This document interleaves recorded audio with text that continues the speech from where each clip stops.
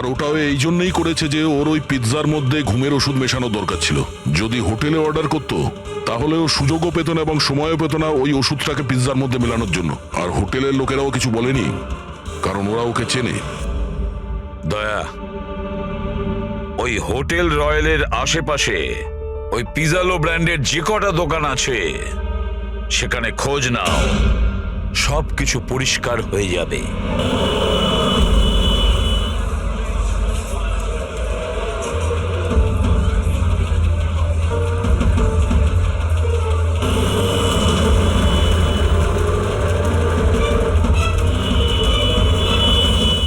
কাল রাত 12:15টার সময় কেউ তো একজন এসেছিল পিৎজা নিতে, কিন্তু কোনো মেয়ে তো আসেনি, একটা ছেলে এসেছিল। এদের দুজনের মধ্যে কেউ ছিল? হ্যাঁ স্যার, এই ছেলেটা। বিক্রম?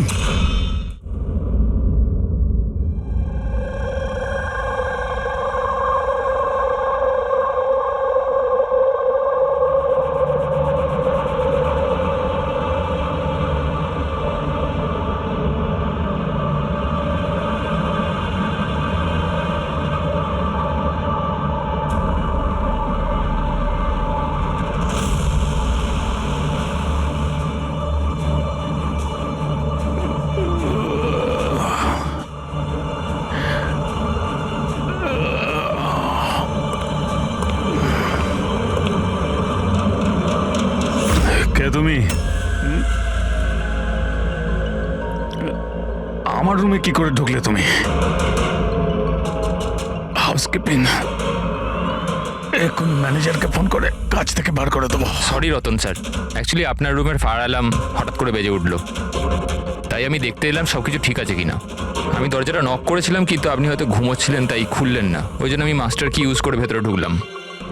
Are you fine? হ্যাঁ ফাইন, গো।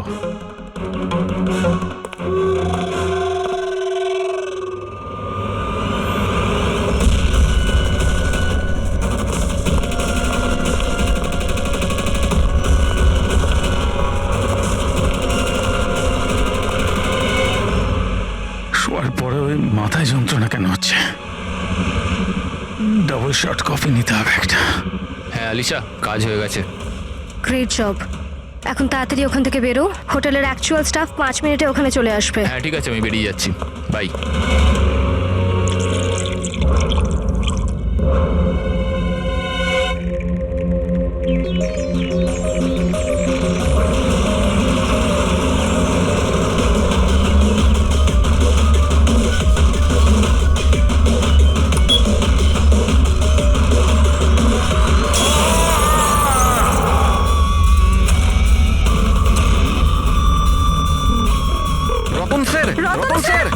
দরজা খুলুন রতন স্যার। একটা কাজ কর, মাস্টার কি দিয়ে দরজাটা খোল।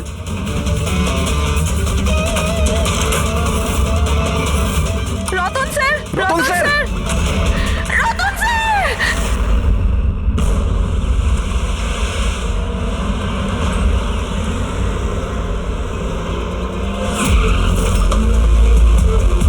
যার খুন হয়েছে তার নাম কি? স্যার রতন বাবু আমাদের রেগুলার কাস্টমার, আর উনি খুব বড় ফিজিসিস্টও ছিলেন। ফিজিসিস্ট? হ্যাঁ স্যার। তার মানে ফিজিক্সে এক্সপার্ট উনি? হ্যাঁ স্যার। কটার সময় হয়েছে এসব? স্যার এই মোটামুটি সকাল 6:30টার সময়। দেখি সরে যান, সরে যান, সরে যান। সরে যান বলছি, প্লিজ সরে যান একটু।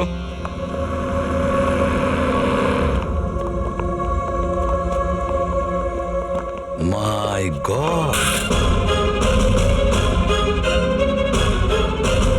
মাই গড, এর বুকের মধ্যে তো ডার্ট ঢুকে আছে। যদি ওর মৃত্যু মাইক্রোভেন ব্লাস্ট করে হয় তাহলেই 1, 2, 3, 4, 6টা ডাট এর শরীরে এলো কি করে? স্যার মাইক্রোওয়েভ ব্লাস্ট হয়নি, এখানে তো বন্দুক রাখা আছে। আগে থেকে ডাট বন্দুকের সঙ্গে ফিক্স করা ছিল। স্যার মনে হচ্ছে এই রতনকে মারার জন্য ভালো প্ল্যান করা হয়েছিল। কি ম্যানেজার, খবর রাখেন আপনার হোটেলে কি হচ্ছে? আপনার হোটেলের গেস্টকে কেউ মারার চেষ্টা করেছে মাইক্রোওয়েভে এই ডার্ট লাগিয়ে। স্যার আমি নিজেই সারপ্রাইজ যে এসব কি হচ্ছে। এখানে তোমার হোটেলের রুমে একটা মার্ডার হয়েছে, এর জবাবদিহি তো এই হোটেলকেই করতে হবে, আর তোমাকেও। কিন্তু স্যার আমায় এটা বলুন, আমরা আমাদের কাস্টমারদের কেন মারবো? জয়া, জয়া তুমি বলো না স্যারদের। স্যারের চেক ইন করার আগে তুমি রুমটা ভালো করে দেখেছিলে না? হ্যাঁ স্যার। স্যার জিজ্ঞেস করুন নাকি। স্যার কাল রাত 11টার সময় উনি চেকিং করেছিলেন স্যার, আর 10:30টার সময় আমি নিজে চেক করেছিলাম সবকিছু ঠিক আছে কিনা। আর তখন মাইক্রোওভেনের ভেতর কোনো ডার্ট ছিল না স্যার।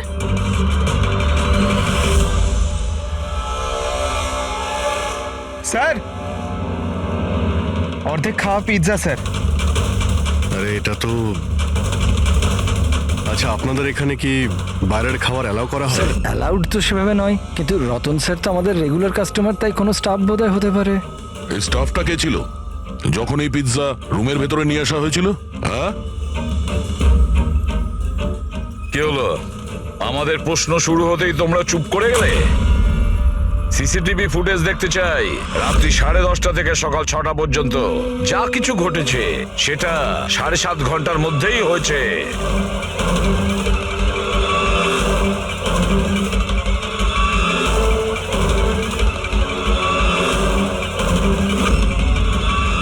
ওই দেখো, 10:30টার সময় রতনবাবুর রুমে গিয়েছে, 11:15টায় বাইরে এসেছে, 15 মিনিট।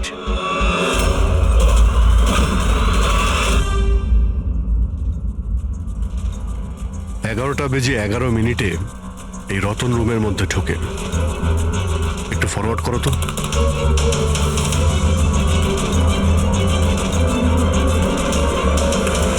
রাত্রি 11:30টার সময় এ এসেছিল রতনের সঙ্গে দেখা করতে।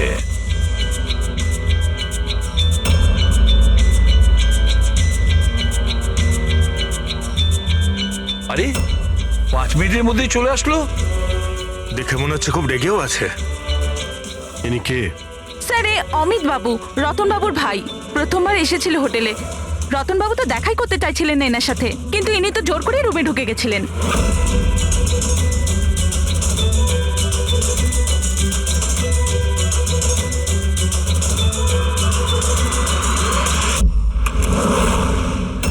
আচ্ছা, তার মানে এই পিৎজা এইভাবেই রুমের মধ্যে গিয়েছিল। ফরওয়ার্ড করো তো, ফরওয়ার্ড করো।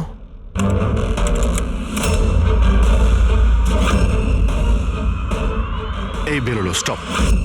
2টোর সময়, ও 12:30টার সময় ও পিৎজা নিয়ে ঢোকে আর 2টোর সময় বেরিয়ে আসে। এই মহিলা কে?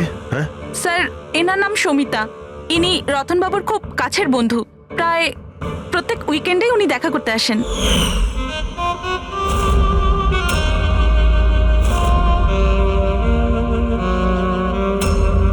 সুমিতা খুব কাছের বন্ধু, রাত্রি 12:30টার সময় আসে পিৎজা নিয়ে। রতনকে শেষ কল কোনো সমিতা নামের মেয়ে করেছিল, আর তার আগে অমিত নামে কেউ। স্যার হ্যাঁ পঙ্কজ, 1 সেকেন্ড, এই পাসপোর্টটা দেখুন স্যার। এতে এই ক্যাম্বলির ভিসা লাগানো আছে। দ্বিতীয় এই বম্বে থেকে ক্যাম্বলি যাওয়ার টিকিট।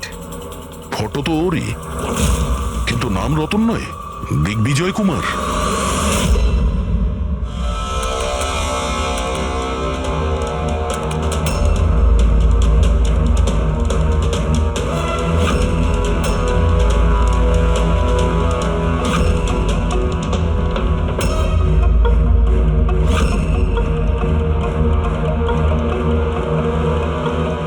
সকাল 6টার সময় হোটেলের স্টাফ মেম্বার রতনের রুমে যায় আর 6:30টায় বাইরে আসে। তার মানে রতনের মৃত্যুর আগে।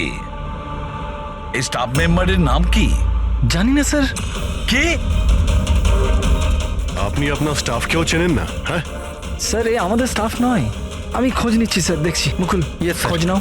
এই লোকটাকে কোনো নতুন স্টাফ জয়েন করেছে কি? স্যার একটা কথা বুঝতে পারছি না, এই রতন একজন ফিজিসিস্ট ছিল, দেশের স্পেশালাইজ স্পেস প্রোগ্রাম নিয়ে কাজ করছিল, তাহলে জাল পাসপোর্ট কেন বানালো?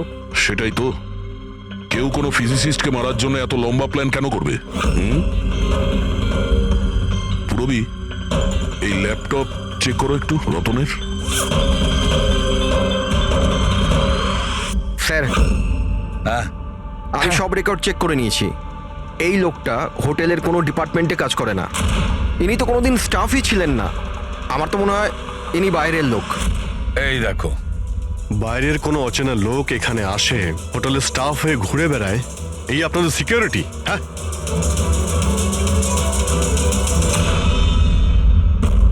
হ্যাঁ পুরবী, কিছু পেলে? হ্যাঁ স্যার, ল্যাপটপ হ্যাক করলাম যখন কিছু সিক্রেট ফাইল পেয়েছি। গুপ্ত ইনফরমেশন রয়েছে দেশের সুরক্ষা সংক্রান্ত। মাই গড, এটা কি? কি হলো? স্যার এই গুপ্ত ইনফরমেশন ও কাউকে বিক্রি করতে চাইছিল। এই দেখুন, এই ডিল রিলেটেড মেল পাঠিয়েছে কাউকে। এই দেখুন, সব আছে। এক্স্যাক্টলি এই গুপ্ত ইনফরমেশনটা কি যেটা রতন বেচতে চাইছিল? স্যার আমাদের দেশের বর্ডারে কতজন সৈন্য রয়েছে, আর্মিদের কাছে কি কি ওয়েপেন আছে, সৈন্যের দল কোন কোন এরিয়াতে আর কোথায় কোথায় রয়েছে, সব ইনফরমেশন রয়েছে। যদি এই ইনফরমেশন কোনো ভুল লোকের হাতে পড়ে যায় তাহলে দেশের সুরক্ষার ক্ষতি হতে পারে। কিন্তু স্যার এই মিলিটারির কনফিডেন্সিয়াল ফাইলও পেলো কোথা থেকে? অবভিয়াসলি পঙ্কজ, কোনো সাধারণ লোকের কাছে তো এই ফাইল থাকবে না। এই ক্লাসিফাইড ফাইলস আর এই ডুপ্লিকেট পাসপোর্ট এর দিকেই ইশারা করছে যে এই রতন কোনো ফিজিসিস্ট ছিল না। এ কোনো শত্রু দেশের গুপ্তচর ছিল, যে নিজের কাজ করার পরে এই নকল পাসপোর্টের সাহায্যে দেশ ছেড়ে পালিয়ে যেত সারা জীবনের জন্য। স্যার এ তো অ্যাপ্রন খুলে ফেলে বাইরে বেরিয়ে যাচ্ছে। ফোনেও কথা বলছিল, মনে হয় ওর পার্টনার হবে। প্যাট্রিক, হোটেলের বাইরে যে কটা সিসিটিভি ক্যামেরা আছে সব কটা ফুটেজ চেক করো। স্যার যতক্ষণ না এই অচেনা স্টাফের ব্যাপারে জানা যাচ্ছে, এই সমিতা আর রতনের ভাই, এদের জিজ্ঞাসাবাদ করা যাক।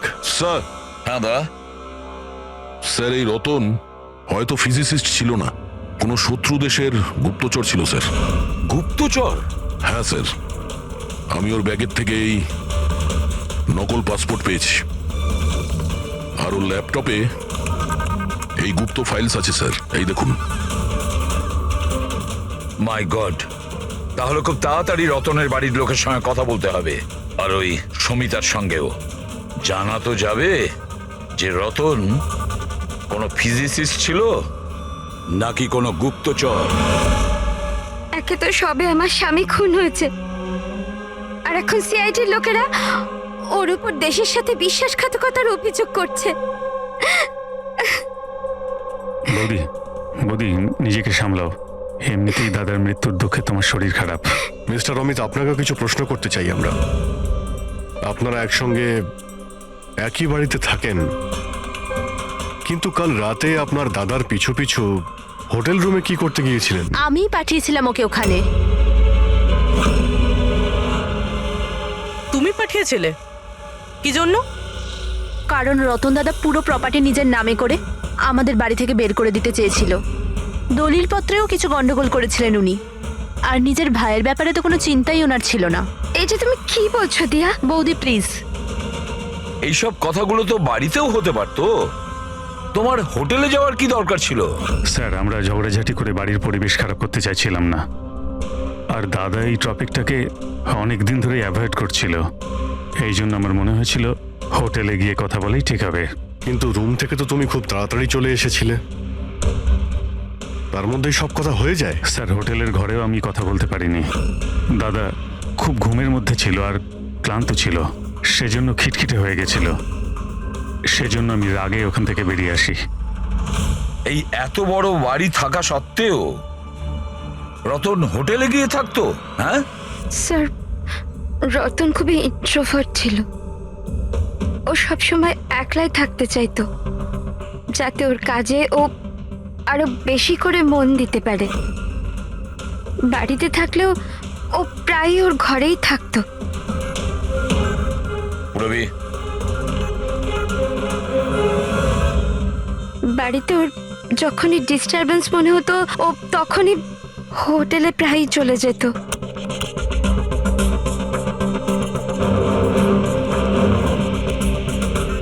আচ্ছা এই সমিতাকে? সমিতা? প্লিজ কিছু করুন অফিসার, আমি সকালে মিসিং কমপ্লেন করেছিলাম, এখন সন্ধ্যা হয়ে গেল, আমার স্ত্রীর কোথাও কোনো খোঁজ পাওয়া গেল না। জামাই বাবু প্লিজ রিল্যাক্স, সমিতা দিকে পাওয়া যাবে। কি? সমিতা দেবী নিখোঁজ? হ্যাঁ, আপনারা? আমরা সিআইডি থেকে আসছি। ভালো হয়েছে আপনারা এসে গেছেন। এরা তো কিছু করতে পারছে না। এবারে আপনারাই খোঁজ করুন, আমার স্ত্রী কোথায়? আমরা তো খোঁজ করবই। একটা খুন করে পালিয়েছে ও। কি?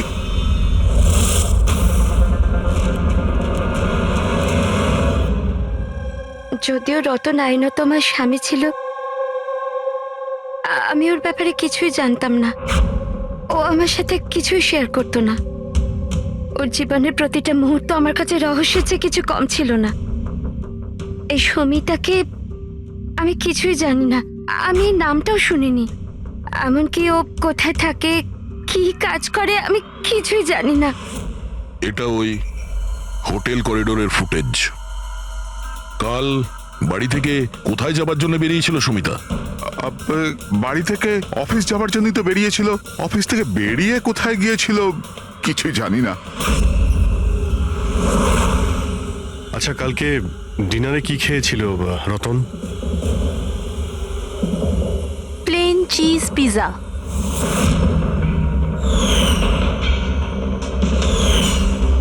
তাই না বৌদি?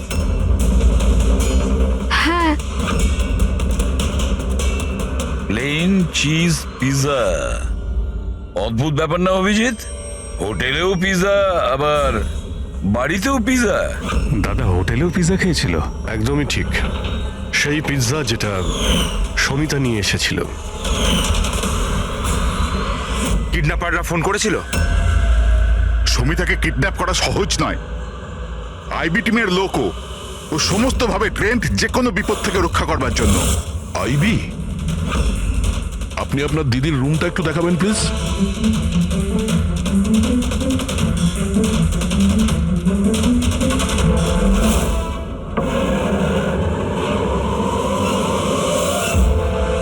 স্যার, এটাই হলো দিদির ঘর।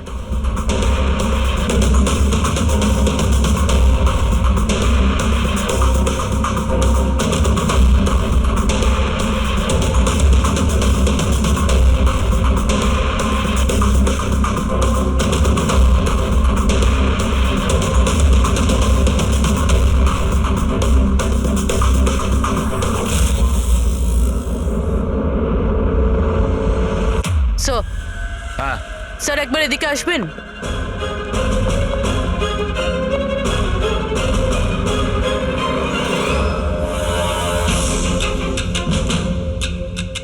এই দেখো,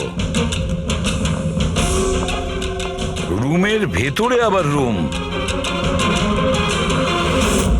স্যার এদিকে আসুন। এই দেখুন, এই কম্পিউটার হ্যাক হয়েছে স্যার। একটা কাজ করো, পুরো ঘরের তল্লাশি নাও। দাড়ি আর উইগস, ওহো, প্রস্থেটিক্স। অভিজিৎ, দেখছো এসব? হ্যাঁ স্যার। আর এই লকারে ক্লাসিফাইড ফাইলস, মনে হচ্ছে অনেকদিন ধরেই এর তদন্ত চলছিল। শুধু তাই নয় স্যার, কেউ তো আছে যে ওর ওপর নজর রাখছিল। ওর কম্পিউটারের একটা অ্যাক্টিভিটির ওপর নজর রাখছিল। কম্পিউটারটা হ্যাক করা হয়েছে। কে করেছে খোঁজ নাও।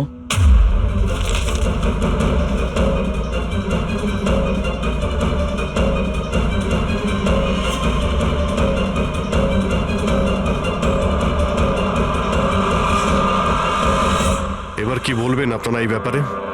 আপনারা রতনের সঙ্গে একই ছাদের নিচেই থাকতেন, আর এই ব্যাপারে আপনারা জানেনই না। স্যার আমরা কি করে জানবো স্যার? রতনদা তো নিজের ঘরে কাউকে ঢুকতেও দিত না। এমনকি স্যার কাজের লোক কেউ নয়, পরিষ্কারও স্যার উনি নিজেই করতেন। তাহলে ম্যাডাম, আপনি আপনি কি বলতে চাইছেন? হ্যাঁ, এটা তো বেডরুমের ভেতরের ব্যাপার। স্যার আমি আপনাকে বললাম না, আমি কিছুই জানি না। আরে, এই এই কবে আর কি করে হ্যাঁ দয়া। স্যার সমিতা বাড়িতে নেই স্যার। ও নিখোঁজ আইবি বিউরোতে কাজ করে স্যার। স্যার আমরাও ল্যাপটপ চেক করেছি। পুরবী রতনের ল্যাপটপে যে ইনফরমেশনগুলো পেয়েছিল স্যার, ওই সমস্ত ইনফরমেশন এখানে সমিতার ল্যাপটপেও আছে। এই ইনফরমেশনটা লিক করে দেশ ছেড়ে পালিয়ে যাওয়ার চিন্তা ছিল। তাহলে দয়া, এই সমিতা আইবিতে চাকরি করত, তার মানে দেশের সমস্ত তথ্য ওর কাছে আগে থেকে ছিল, যেগুলো ও রতনকে দিত আর রতন সেগুলোকে বিক্রি করত, আর দুজনেই এর থেকে রোজগার করত। হ্যাঁ স্যার, কিন্তু এইবার ও ডবল ক্রস করে দিয়েছে রতনকে। ও ওকে প্রাণে মেরে দিয়েছে আর মেরে এখান থেকে পালিয়ে গেছে। এই সমস্ত ইনফরমেশন জোগাড় করো আর ব্যুরোতে নিয়ে এসো।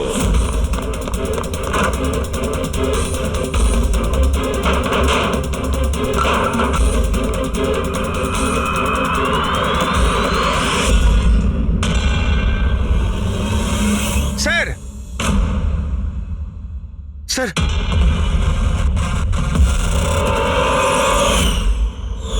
সুমিতা,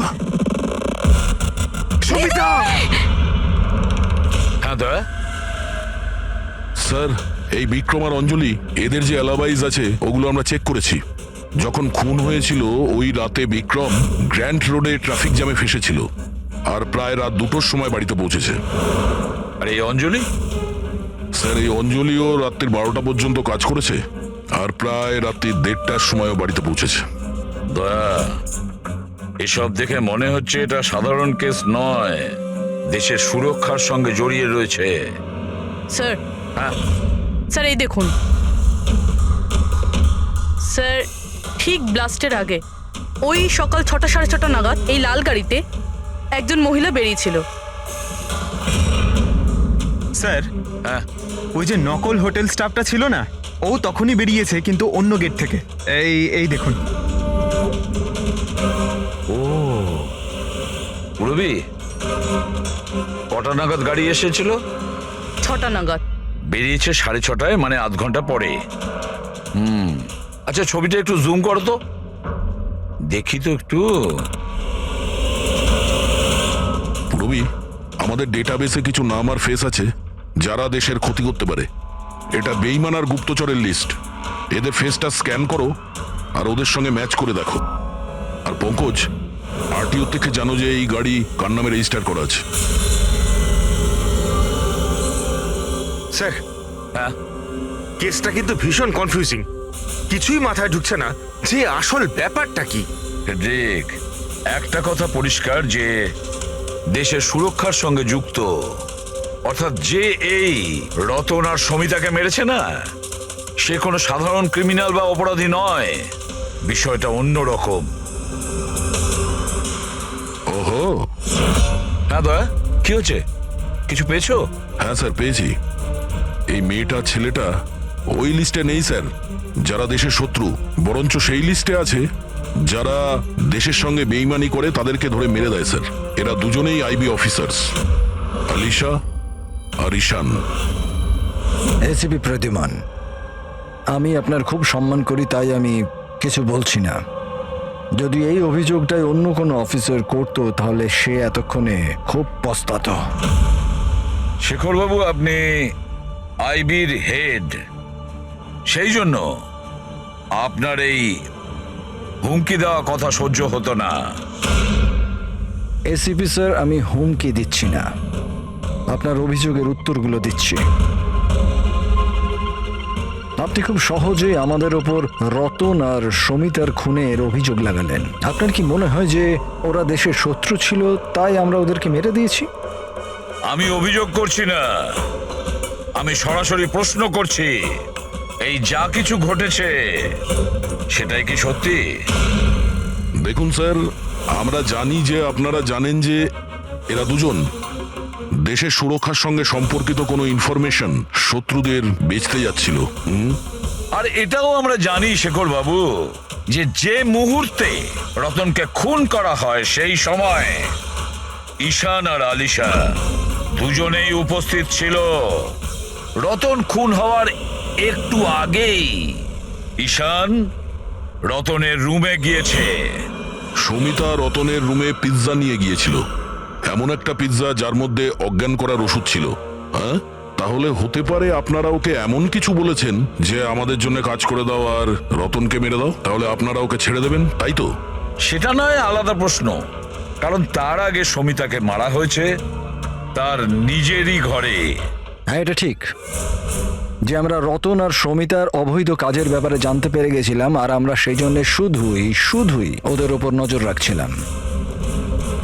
তবে এমন কোন গল্প শোনাবেন শেখর বাবু যেটাকে বিশ্বাস করা যায়? স্যার, আপনি শেখর স্যারের সাথে এরকম ভাবে কথা বলতে পারেন না। আর তুমিও এসিপি স্যারের সঙ্গে এইভাবে কথা বলতে পারো না। Relax boys. আলিশা, তুমি বলো, তোমরা দুজন ওই দিন হোটেলে কেন গেছিলে? স্যার, রতনের ল্যাপটপ থেকে সেসব ফাইলসের কপি বানাতে যেগুলো সেদিন শত্রু দেশকে ইমেল করা হয়েছিল, যাতে আমরা এটা জানতে পারি যে আমাদের কোন কোন গুপ্ত ইনফরমেশন ওদের কাছে পৌঁছে গেছে। তাহলে এবার আপনাদের শান্তি হয়েছে তো? আমাদের উদ্দেশ্য শুধুই নজর রাখা ছিল, মারার ছিল না। হ্যাঁ, যদি দরকার পড়ে আর আমাদের কাছে অর্ডার থাকে, তাহলে এইরকম দেশের শত্রুদের মারার জন্য আপনাদের মতো লোকের পারমিশনের দরকার নেই। স্যার, আপাতত তো টেনশনের খবর এটাই যে যারাই ওকে মেরে থাকুক না কেন, ওরা দেশের সিক্রেট ইনফরমেশন পেয়ে গেছে, আর ওরা এই ইনফরমেশন যাকে খুশি দিতে পারে, শত্রুদের, মাওবাদীদের অথবা অন্য কাউকে। তবে হ্যাঁ, যদি আমরা ওই মানুষটাকে পেয়ে যাই যে ওদের দুজনকে মেরেছে, যার কাছে দেশের ইনফরমেশনগুলো আছে, তাকে মারবার আগে আমরা এক মুহূর্তও ভাববো না। আর এটা আমরা পুরো বিশ্বাস করি যে আইবি পৌঁছানোর আগে সিআইডি ওখানে পৌঁছে যাবে।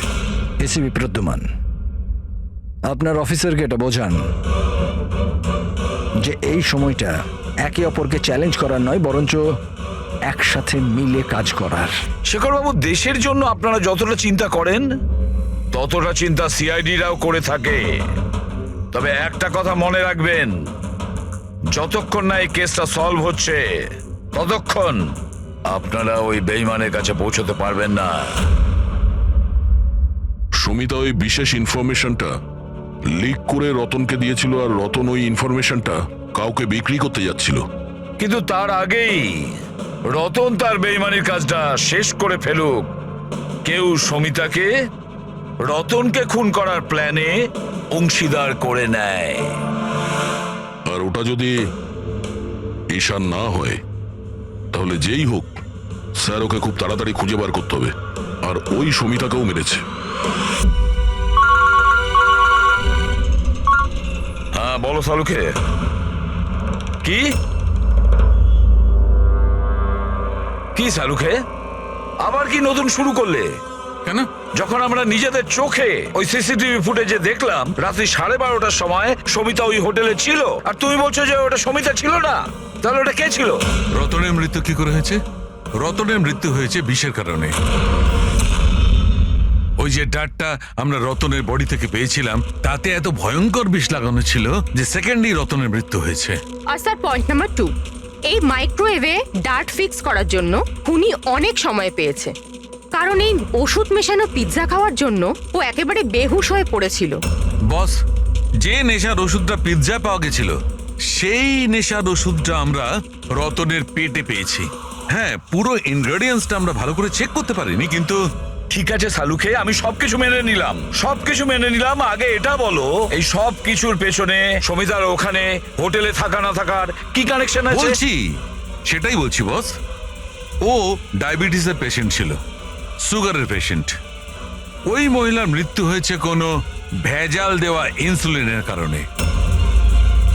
আর সব থেকে ইম্পর্টেন্ট ব্যাপার, ওই মেয়েটির মৃত্যুর সময় রাত 10টা থেকে 12টার মধ্যে। কি? এক্স্যাক্টলি। এই 12টার মধ্যে যদি ও মারা গিয়ে থাকে, 12:30টার সময় ওকে হোটেলে কি করে দেখতে পাওয়া গেল? স্যার, যদি সুমিতা রতনকে না মারে আর অমিত, ঈশান আর আলিশাও যদি না মারে, তাহলে রতনকে মারলো কে? আর ওই ফুটেজে যে মেয়েটাকে আমরা দেখেছিলাম, ও যদি সুমিতা না হয় তাহলে আর কে ছিল? সমিতা। এসিপি স্যার, আপনি বোধহয় এটা জানেন না যে আমি কত বড় টেনশনে আছি। যদি ওই খুনি ধরা না পড়ে যে রতন আর সমিতাকে মেরেছে, তাহলে দেশ কত বড় বিপদে পড়তে পারে সেটা আপনি বুঝতে পারছেন না। আমি খুব ভালো রকম জানি শেখর বাবু, খুব ভালো রকম জানি, কিন্তু একটা কথা মনে রাখবেন, দেশের কোনো ক্ষতি আমি হতে দেব না। তার আগেই আমরা খুনিকে ধরে ফেলবো। স্যার, ওই খুনির আইডেন্টিটি আমরা সেখান থেকে পেতে পারি যেখান থেকে ওরা একে অপরকে মেল করেছিল। হ্যাঁ পঙ্কজ, আমার তো এটাও মনে হচ্ছে যে নিশ্চয়ই কোনো আশেপাশের লোক হবে যে সমিতা আর রতন এদের দুজনের ছোট ছোট অভ্যাসগুলোর ব্যাপারেও পুরো জানতো। হ্যাঁ স্যার, যেমন ধরুন সকালে উঠেই রতন মাইক্রোওয়েভে কফি বানাতো। আর সমিতাকে ইন্স্যুরেন্সের ইঞ্জেকশন পৌঁছে দেওয়া, সেটা তো কাছেরই কেউ করতে পারে। আর খুনি এটাও জানতো যে এই অঞ্জলি আর বিক্রম রাত 1টার আগে বাড়িতে ফিরবে না। তাহলে খুনি কে হতে পারে স্যার? স্যার, একটা কথা বুঝলাম না, এই রতনার সমিতা একে অপরকে 2 বছর ধরে চেনে, দেশদ্রোহিতা করার কথা 3 সপ্তাহ আগে ভাবলো, এরকম হঠাৎই? হ্যাঁ স্যার, ব্যাপারটা কিরকম অদ্ভুত স্যার। এই 3 সপ্তাহ আগে এদের তো কোনো রেকর্ডও ছিল না গুপ্ত খবর পাচার করার জন্য। এসবের সাথে তৃতীয় বেইমানের কি সম্পর্ক? We are running out of time. হ্যাঁ স্যার, আমরা সমস্ত প্রমাণের তালা খুলে ফেলেছি, কিন্তু আমরা সেই দরজাটা খুঁজে পাইনি যেটা আমাদের তৃতীয় গুপ্তচরের কাছে নিয়ে যাবে। আছে, তৃতীয় দরজা আছে, আর এই তৃতীয় রাস্তাই আমাদের গুপ্তচর পর্যন্ত পৌঁছে দেবে। সেটা কি? ওই দরজার নাম পিজা। পিজা। ওই মহিলা যে কালো চশমা পড়েছিল, মাথায় কোকড়ানো চুল, পিজা নিয়ে গিয়েছিল সমিতা সেজে, সেদিন ও পিজা নিয়ে এসেছিল বাইরে থেকে হোটেলের ভেতরে। আর ওটাও এই জন্যই করেছে যে ওর ওই পিৎজার মধ্যে ঘুমের ওষুধ মেশানো দরকার ছিল। যদি হোটেলে অর্ডার করতো তাহলে ও সুযোগও পেত না এবং সময়ও পেত না ওই ওষুধটাকে পিৎজার মধ্যে মেলানোর জন্য। আর হোটেলের লোকেরাও কিছু বলেনি, কারণ ওরা ওকে চেনে। দয়া, ওই হোটেল রয়্যালের আশেপাশে ওই পিজালো ব্র্যান্ডের যে কটা দোকান আছে সেখানে খোঁজ নাও, সব কিছু পরিষ্কার হয়ে যাবে।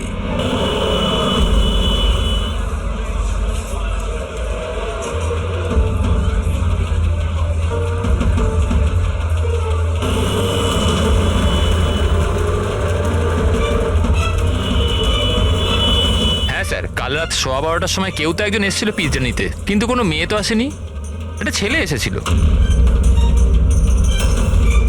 এদের দুজনের মধ্যে কেউ ছিল? হ্যাঁ স্যার, এই ছেলেটা বিক্রম।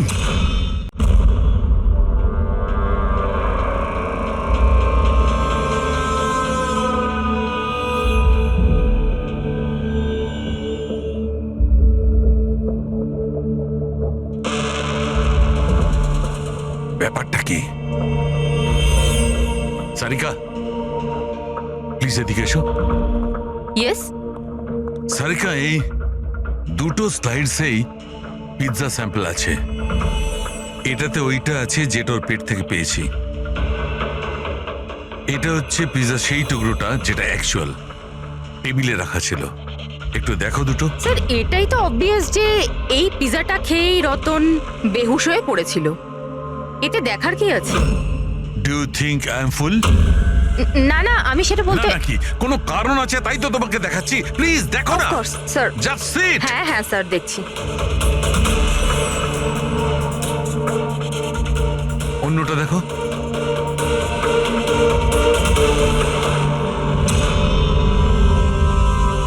কি তার মানে এই পিৎজাটা খেয়ে বেহুশ হয়নি? এক্স্যাক্টলি, আমি তোমাকে সেটাই দেখাতে চাইছিলাম। তাহলে কি খেয়েছিল?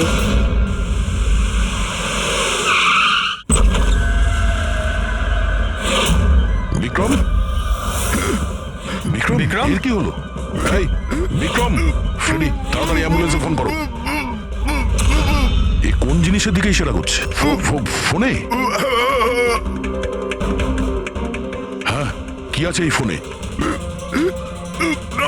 5 মিনিটে অ্যাম্বুলেন্স আসছে। Good good good. সরিতা আর রতন একসাথে? স্যার, ফটো দেখে তো মনে হচ্ছে ওরা একে অপরকে খুব ভালোবাসে। 1 মাস আগের ফটো। দুজনে প্রেম করতো না গুপ্তচর ছিল?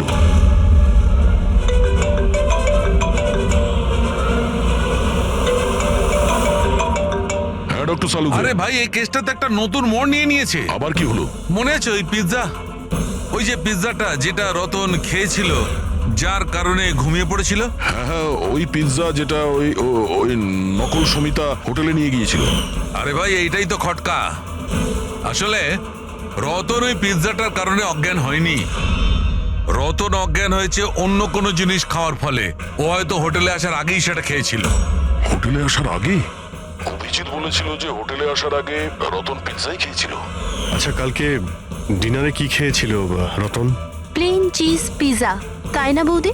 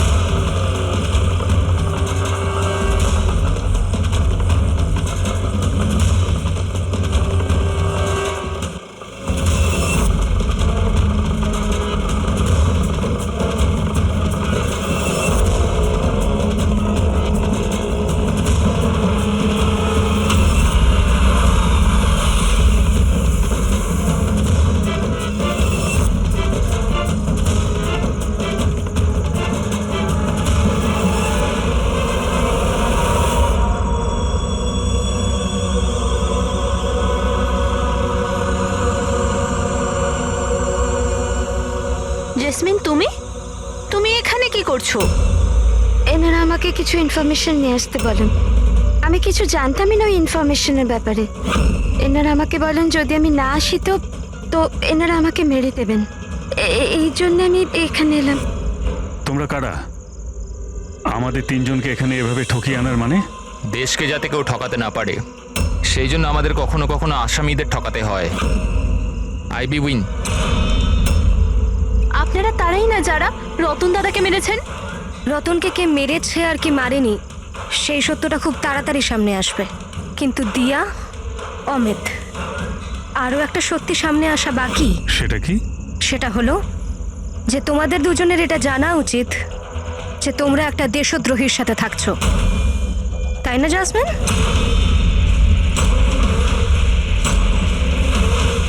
ও হোয়াট ননসেন্স! তোমরা আমাকে দেশদ্রোহী বলছো?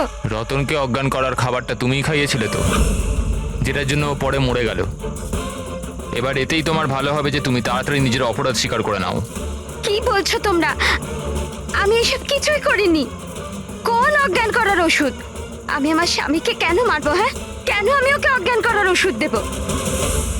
তুমি কেন চুপ করে আছো? হ্যাঁ, তুমি তো সেদিন আমার সাথেই ছিলে যখন আমি রতনকে খেতে দিয়েছিলাম।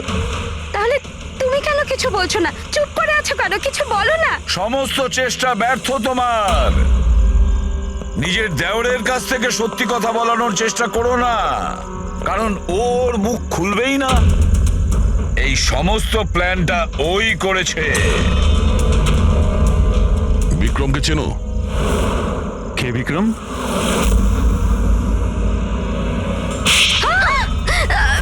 অমিত, আপনারা এদিকে আসুন। সেই বিক্রম যাকে সমিতার রতনের এক্সট্রা ম্যারিটাল অ্যাফেয়ার সম্পর্কে তুমি জানিয়েছিলে আর কিছু ফটোও পাঠিয়েছিলে হ্যালো মেসেঞ্জারে। এই দেখো, ডিসপ্লে পিকচারে তোমার মুখ আছে। কিছু মনে এলো? এটা কি? এই সমিতার রতনের ফটোগ্রাফস বিক্রমকে হ্যালো মেসেঞ্জারে জেসমিন পাঠায়নি, অন্য কেউ পাঠিয়েছে। অমিত, দেশের ক্ষতি করার আমার কোনো উদ্দেশ্য ছিল না স্যার। এই যে বিশ্বাসঘাতক গুপ্তচর যে অ্যাঙ্গেলটা, এই সব কিছু আমার গেম প্ল্যান ছিল, যাতে আমি আইনকে ভুল বোঝাতে পারি। পুরো ব্যাপারটা ডিটেলে বলো। এইসব তুমি কেন করতে গেলে? স্যার, এই সব কিছু একটা গেম প্ল্যান ছিল, যাতে রতনের মৃত্যুর অভিযোগ আমার ওপর না আসে আর সমিতার মৃত্যুর অভিযোগ বিক্রমের ওপর না যায়। সেজন্য আমি বিশ্বাসঘাতক গুপ্তচরের গল্প পেতেছিলাম। কিন্তু রতনকে মারতে কেন চাইছিলে তুমি, হ্যাঁ? ও আমাকে আর দিয়াকে এই বাড়ি থেকে বাইরে বার করে দিতে চাইছিল। যদি এটা ও করে দিত আমি তাহলে কিচ্ছু করতে পারতাম না। কিন্তু আমার ভাগ্য ভালো ছিল যে সেই সময় আমি রতন আর সমিতার লাভ অ্যাফেয়ারের ব্যাপারে সবকিছু জানতে পারি। আর তখনই আমি এই সমস্ত প্ল্যানটা বানাই। আমি সমিতার হাজবেন্ড বিক্রমকে তার বউয়ের বিশ্বাসঘাতকতার প্রমাণ দিই। রাত তো এত হচ্ছে আমার যে মনে হচ্ছে ওকে ডিভোর্স দিয়ে দিই, কিন্তু কি করি, তাতে তো আমারই লোকসান। যদিও আমাকে ছেড়ে দেয় তো আমি নিজেই পথে বসে যাব। তাহলে ডিভোর্স দিও না, তার থেকেও বড় কিছু ভাবো। মেরে ফেলবো ওকে? তারপর আমি আর বিক্রম রতন আর সমিতার কম্পিউটারে ওদের নামে ইমেল অ্যাকাউন্ট বানাই। রতনের নামের ইমেল আমি পাঠাতাম আর সমিতার নামের বিক্রম। ওই রাতে হোটেলে বিক্রমই সমিতা সেজে গিয়েছিল। যখন ও ঘরের ভেতর ঢুকেছিল তো ও দেখলো যে রতন গভীর ঘুমের মধ্যে আছে। ব্যাস, তারপর ও মাইক্রোওভেনে ডার্ট ফিট করলো, একটু পিৎজা খেলো, নেশার ওষুধ মেশালো আর তারপর ঘর থেকে চলে গেল।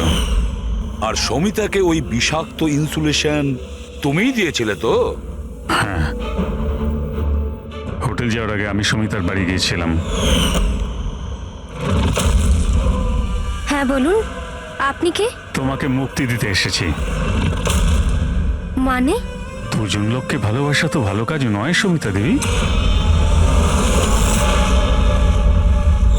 হোটেলের রুমে রতনের সঙ্গে কেন দেখা করতে গিয়েছিলে? কারণ তুমি তো অনেক আগে থেকে এসব প্ল্যান করে রেখেছিলে। ও আমাকে বাড়ি থেকে বার করে দিতে চেয়েছিল ঠিকই, কিন্তু ছিল তো আমারই দাদা। সে সাক্ষাৎ তো দরকার ছিলই। আর এই সব কিছুই আমাকে আমার প্ল্যানে সাহায্য করেছে। আমি বিক্রমকে আগে থেকে ইনফর্ম করে দিই যে রতন ঘুমের ঘরে আছে আর কিছুক্ষণের মধ্যে শুয়ে পড়বে। আর তুমি ভাবলে যে সিসিটিভি ফুটেজও অনেক লোক দেখবে, আর তার মধ্যে যদি তোমাকে দেখা যায় কেউ সন্দেহ করবে না।